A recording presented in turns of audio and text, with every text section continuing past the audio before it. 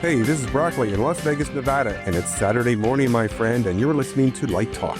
Hi, it's Stan in Gainesville, and today we're discussing fixture variants, worthless degrees, and ideal box booms, all on Light Talk. And this is David coming to you from the beautiful Belmont Shores neighborhood of Long Beach, California.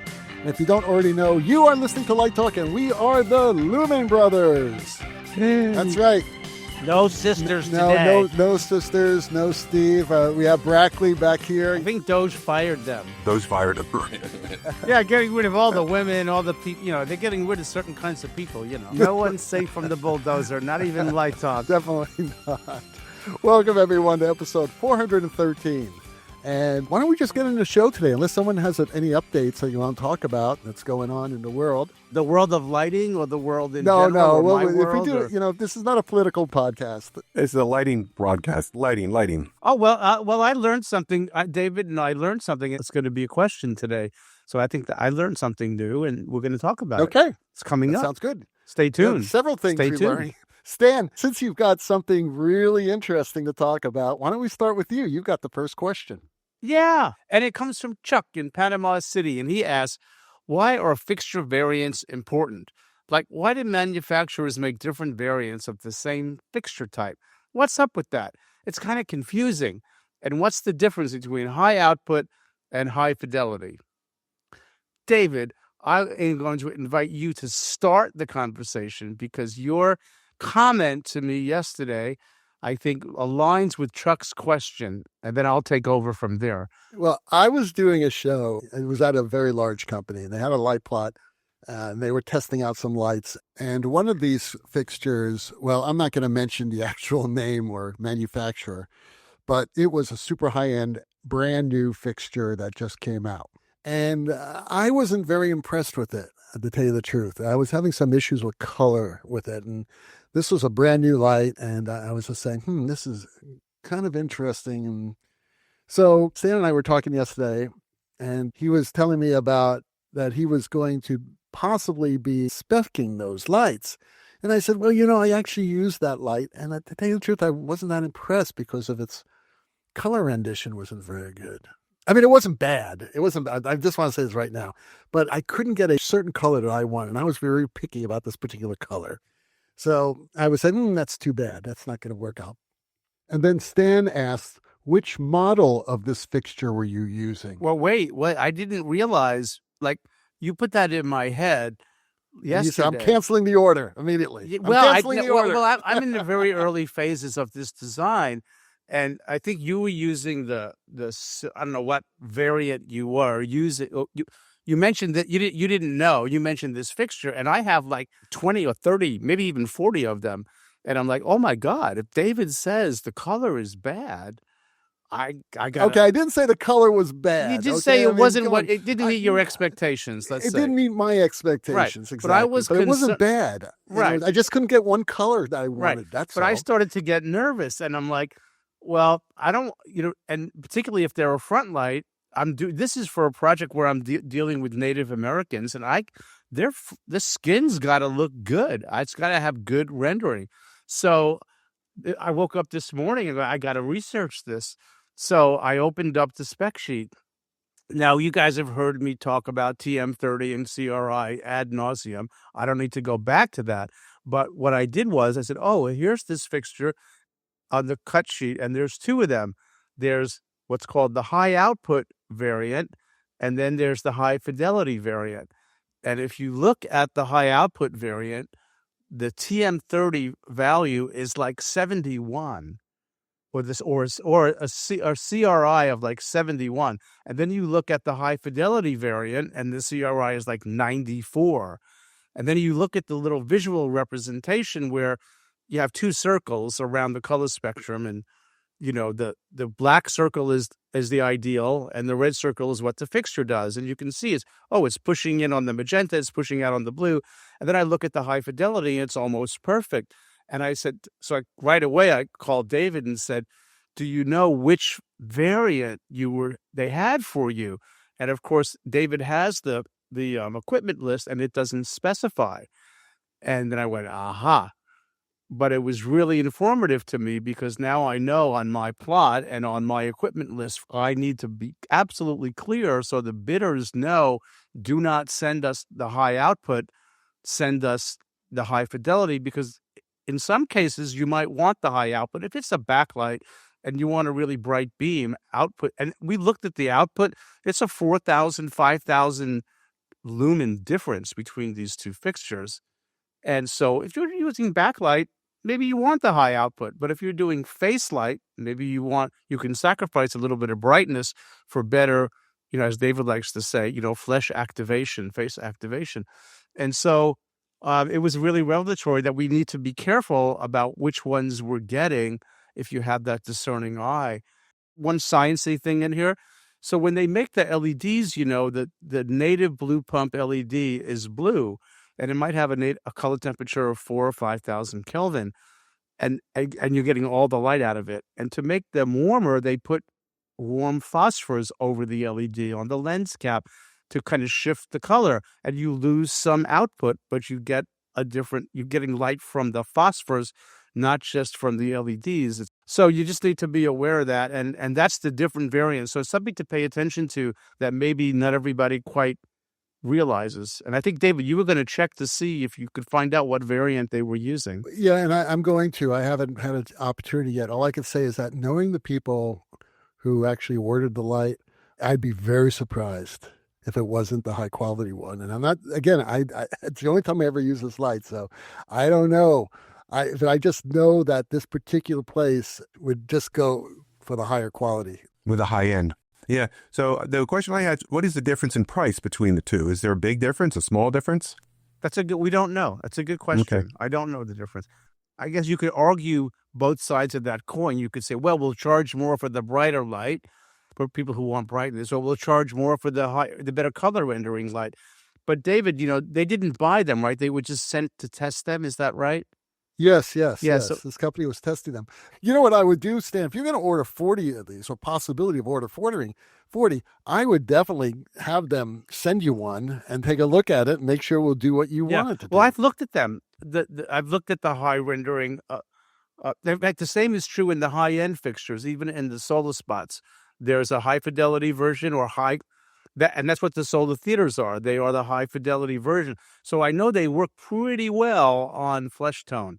So now that I know that there's a difference in variant and I can specify it, I'm less nervous. So word to the wise, or maybe not so wise yet, is that when you're buying lights, make sure you get the highest quality light, unless you need the punch. Yeah. But that's what you need. Wall movers have this high output and high fidelity? Well, all good movers, but a lot of them do. All good ones. Whether they offer the option. For instance, when you're doing a rock concert or something like that, and your audience members are like out there about 500 feet away, you may want the high-powered ones. But nowadays with video, the whole lighting aesthetic for rock and roll now has changed. All video. Video is such a dominant. Yeah, they can fix it. Lori's daughter went to see a show. I don't know if it was Taylor Swift or one of those big shows. And she sent the video from it, and you couldn't even see Taylor Swift on stage. The videos were so bright. Now, if you want to see her, you'd look at the video, and there she is. But just go home and watch the damn thing on YouTube. It's like crazy what's happening nowadays in rock shows. It really is. Katie from Paris asks, I just saw a poll of the most useless college majors for career advancement, and the arts are high up on the list. Should I change my major? So, that's the question. Now, for years, this has been the case. I'm not going to say yet whether I think you should change your major. That's going to come at the end. All right. The poll that Katie's talking about came out this past week, and it's the 20 college majors that experts consider less advantageous for career development. The rankings consider factors such as employment rates, median salaries, and projected job growth. Okay. Now, it's important to remember that I'm going to give you the whole ranking. I'm going to give you 20 right now. These rankings are the 20 worst degrees. So any major not listed may only be marginally better. So if you're in another major, you may want to think twice anyway. Okay, so number 20, linguistics. 19, jazz studies. 18, cultural studies. 17, poetry. 16, classical studies. 15, women's studies. 14, ethnic studies. 13, creative writing. Now, that's disturbing right there. Okay. 12, environmental studies. 11, film studies. 10, sociology. 9, dance.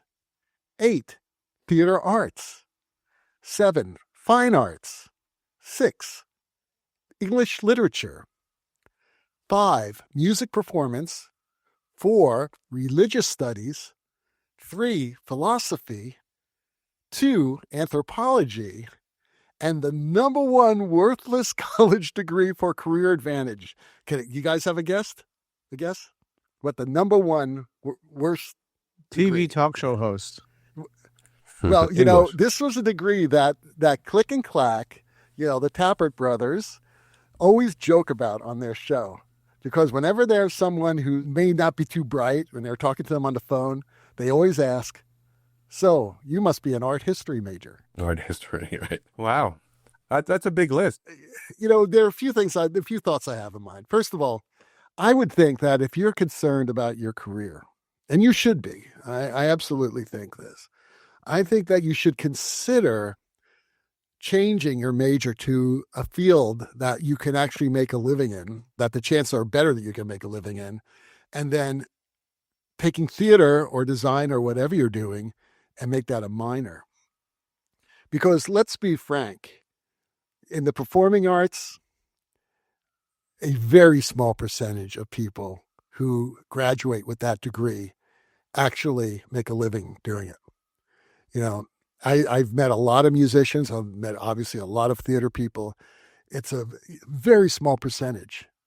So you could still go to school and be like, let's say you're a math major or something like that. Well, if you minored in theater, you could still do theater, right?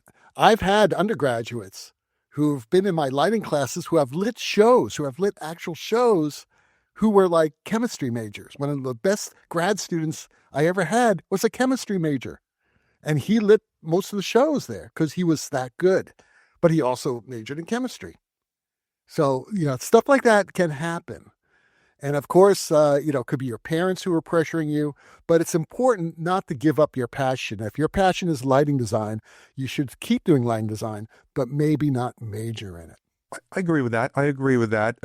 You know, these days you have to have a passion for what you're doing, as I keep saying over and over again. And if your passion is lighting design, go for it. But, you know, realize that there are ramifications in terms of where you want to go. But I've had a lot of students go and they are lighting designers and they're doing work, but they're doing it while they're teaching or while they're doing some other things. So it's a good question these days.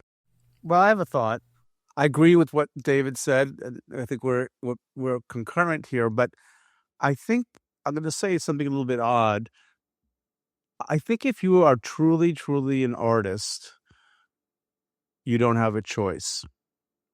I think the people who are really great artists are born that way, and they could not become a banker or a chemist, or that's just what they have to do. Some of them don't even go to school for it. They just do it. So I think if you are a born artist, you don't really have a decision to make. That's what it's like what Brackley talks about, the passion.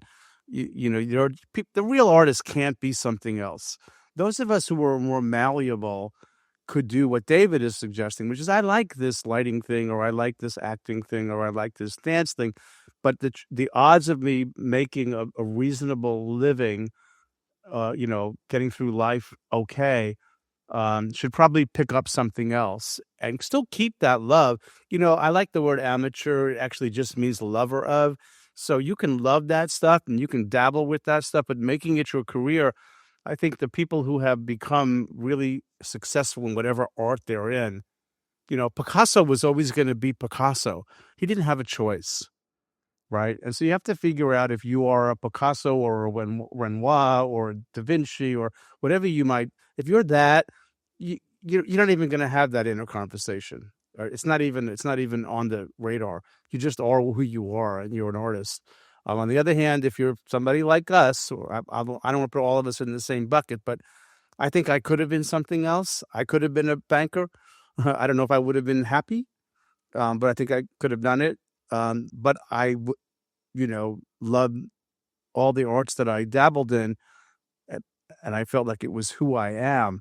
But I think artists are artists, and they can't really transmute themselves. But I think they can find I think people who are like the arts and have talent, like I said before, they can find that middle ground that David's suggesting. You can major in whatever and also, play music on the weekends or whatever it might be.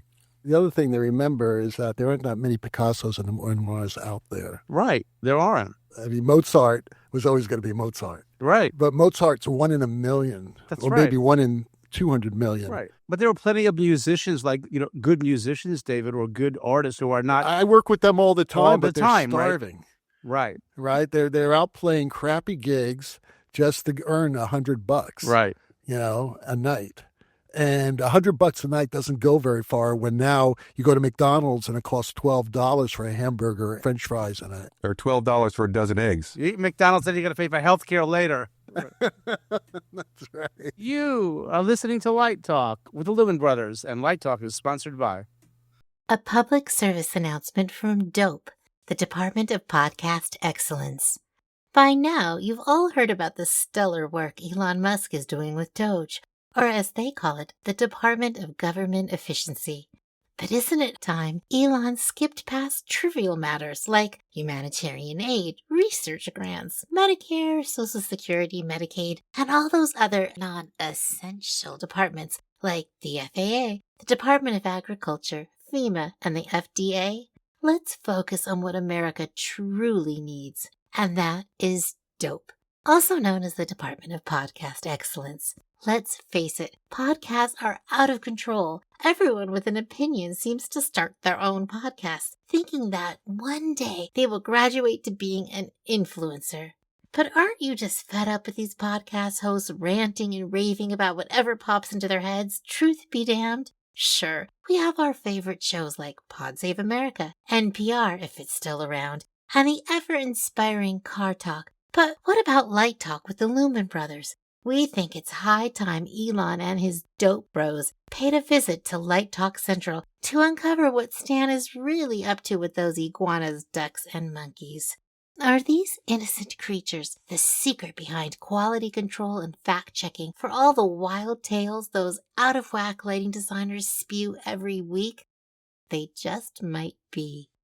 So if we truly want to make America great again, maybe it's time to start weeding out these podcasts. Or better yet, find some younger, hipper hosts. We need a crazy public figure who has more money than most countries to take a chainsaw to these self-absorbed hacks who are living in and broadcasting from their parents' basements. We nominate President Elon to take the charge and immediately focus on ridding the internet of these wannabe celebrities. Once Elon accomplishes this noble task, he can get back to cutting humanitarian aid and all those other worthless government departments in Washington. After all, who needs food safety, airline regulations, or drug oversight anyway? This has been a public service announcement from DOPE, the Department of Podcast Excellence. And now, back to Light Talk. Well, the sound of those monkeys, iguanas, and ducks who have found Stan's fidelity password and are investing his retirement savings in Dogecoins and other cryptocurrency scams means that once again it's time for Let's Talk About. And today's Let's Talk About is all about what is your ideal box boom position? And the ideal fixture types for that position. If you could do anything you want, right? So where should it be? I'm designing a theater. And I'm going to tell the architects where we want the box booms, how many we want, how far back, how far up, whatever we want. It's a blank slate. And so I'm struggling with that. And also what fixtures I would put on. And David brought up a good point in how to access and maintain those fixtures. So I'm sure lots of people out there have opinions about this. and I want to hear all of them. So as far as box booms are concerned, my favorite theater ever for box booms is the Four Seasons Opera House in Toronto, Canada. And there they have two super long and high box booms that go from basically the deck level all the way up. There's one about halfway out on the pit, and then there's another that is further out, about 30 feet further out into the house. But again, it's a vertical pipe that goes all the way up with access from the back with a ladder. And you could probably put about 40 fixtures on these box booms if you wanted. And then between those box booms, there are horizontal positions at each balcony level. So you can basically get any angle you want from the high front side and low front side as well. Wow. Yeah. So this theater was brilliantly designed. You can basically go on stage, put a blindfold on, turn around about 30 times, take your hand and point in any direction, and then take the blindfold off and look at your finger, and there'll be a lighting position. Wow. It's that well designed. I think that is the perfect one. Yeah. That is, you've hit the nail on the head. You know, it's interesting because back in the early day, the box booms and the balcony rail were the only positions that, like Broadway houses had to light, because that's before they had any sort of pipe coming down. So they all had to light, all the front light came from box booms and balcony rails. So, yeah. The rail. Yeah. Yeah, the truss that they put above the orchestra pit in Broadway only came in, I think, in the 70s. Yeah, probably. Yeah. Maybe chorus line. They would lift it up. Chain motor, right? Motors, yeah. Chain motors, exactly. And there'd be a high front light The position. pro pipe. But you're the right, pro pipe. Brad. The only thing they had were box booms and balcony rails. Now, let me ask a question about. So that's a really cool idea, David. That from floor to all the way up. And I have a couple of architectural questions, and if you have any guesses about how. So you say the pit. How far back would you put a box boom from the curtain line, right? Like in terms of the ideal angle, and then I'm also curious: did they put that vertical pipe in a cove? So was it sort of hidden with an eyebrows, so the audience couldn't see it? Actually, funny thing, in Toronto, the audience can see all the lights, so they don't try to hide the lights there. It's part of the architecture. It's a very modern, contemporary theater. Okay. And you mentioned something really important that I forgot to tell you this yesterday, is that one of the most useful positions, even more so than the box boom, is the pit boom. The pit boom is located at least a foot to 18 inches downstage of the plaster line and could move even further out onto the pit. And it just depends on what theater you're in. But it's another vertical pipe. Again, it could be going down to the level of the pit and then going all the way up as high as you can get it. It's a fantastic position. And I am happy to say that they actually have this position at USC, which is one of the reasons why I really enjoyed designing there.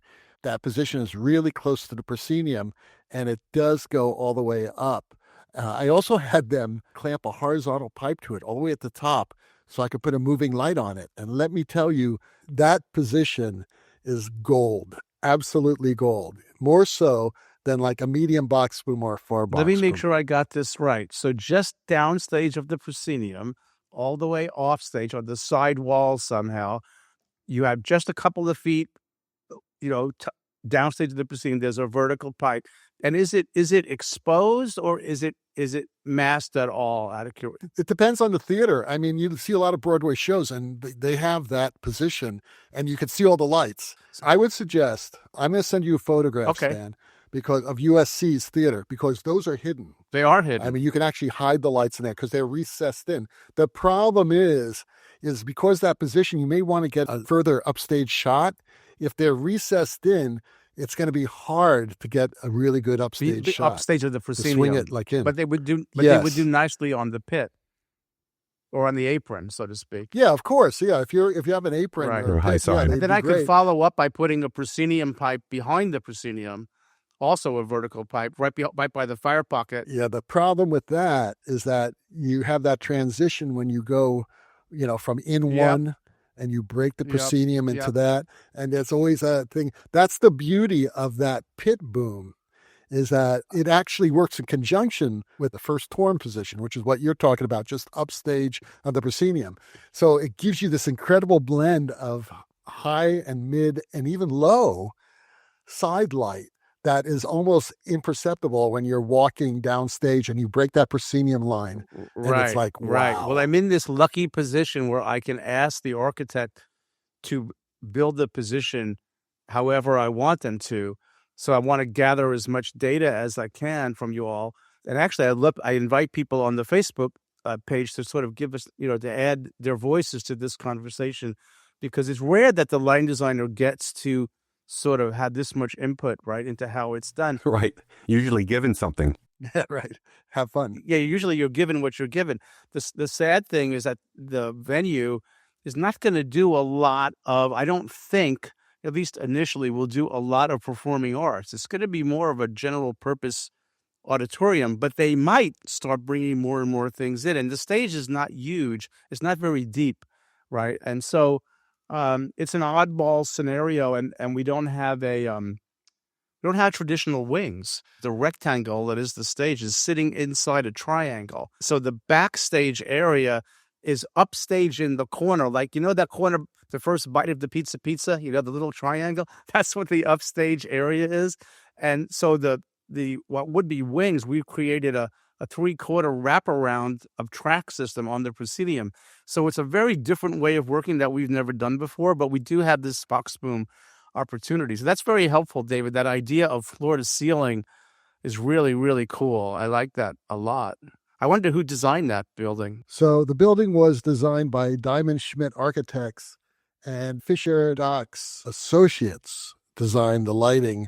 Claude Engel also was a consultant. Does anybody have a sense of what the ideal, I guess it depends on the show, but if you're doing a rep thing, like I was not thinking of bringing them to the ground in this venue. I was going to try and start the bottom of the boom at least above head height. Why not? Well, because of people. People, if they're hidden there, they will not be in the way of anyone walking. Now, it's going to have to be pretty big because you know me, everything I do is automation. Yeah, but you can get some all automated fixtures. You still didn't answer the question I had for you, was how far away are these lights from the actor and how wide the proscenium is. Because if the proscenium is not like ridiculously wide, you don't have to use giant fixtures. You can use smaller fixtures.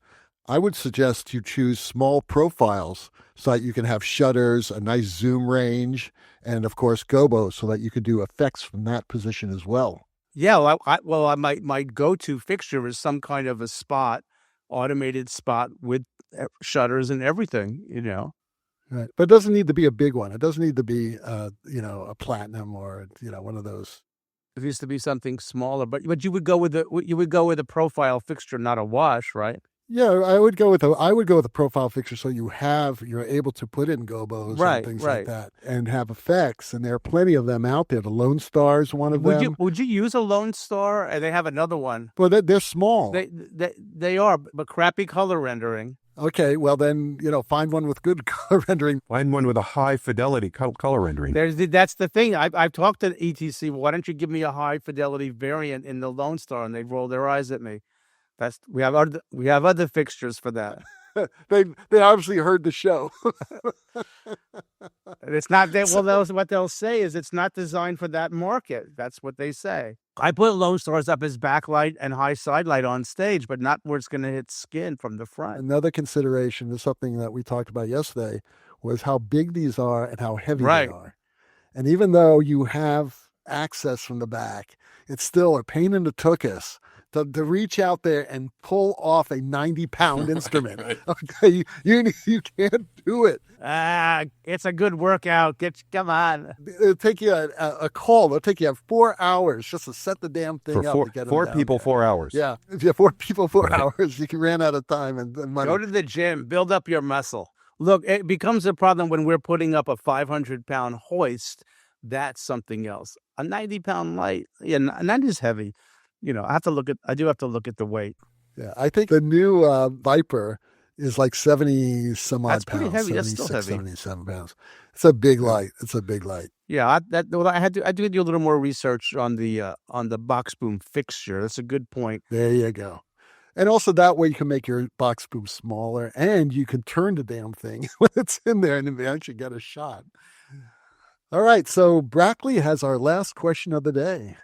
So Mary from Boston writes, my brother just graduated with a degree in lighting design. Oh, A useless no. degree. What would be the greatest present for him? I would suggest listening to David, maybe giving him another degree. I would suggest giving him Katie's phone number. Marry someone like Katie because she can support Yes. you. That's what I say. Let Katie get the advanced degree. You stay in lighting design. Don't worry about it. I actually have a really good answer because I saw this question that Brackley got today, and I didn't have a lot of time to think about it, but I actually came up with a really smart gift for what's Mary's brother's name? We don't know. Okay, here's a response to David and Brackley's point about you got to make some money. Since you got this worthless degree and now you're going to go try and make money with it, here's a real practical, tangible technique. Get your brother a lighting console. And when he gets his gig, whether it's at a small little nothing shoebox loft in the middle of Greenwich Village or a community theater or whatever, you tell them, here's my fee, and you make it sound really reasonable. Say, I just got out of school, low design fee, but I'm going to lease you my console for the run of your show. That's right. That's how you do it. And you're going to make whatever it is per week or per performance on the console. Then you get your console back when it's over. So you basically market yourself. Lighting designer, have console, will travel. You get the design and the console, and you create another revenue stream for yourself. And when you're not leasing it, you can get really, really good at it because you can practice on it. How's that? And some young designers are even buying fixtures and offering fixtures with their design too, right? We don't quite know if Mary has the money to buy a Grand MA, though. No, you don't need a Grand No. MA. You don't need a Grand MA. But there are designers out there now who have been doing this for a long time. And you'll find out that pretty soon he's going to have to buy a second console because that first console is going to be busy, Right. and he needs to be doing another show. And then pretty soon he's going to be buying a third console because this is how it works. And that's how you make a lot of money. As a programmer, you lease out your consoles. That is the way to do it. That's a brilliant answer, Stan. I really like that. Well, I didn't have an answer until about 15 minutes ago. There you go. That's right. Yeah, but if this guy's a lighting designer and he's not really a programmer, then I go with giving him Katie's phone number because she's going to be able to support him. Okay. Marry up, baby. Marry up. That's the Marry up, baby. Here, there's the name of the show. Marry up. We need to put a disclaimer on here right away because we've been talking shit about theater degrees. We all have theater degrees, the three of us, right? And we've taught people where we have taken their money. Yes, I know. And given them degrees.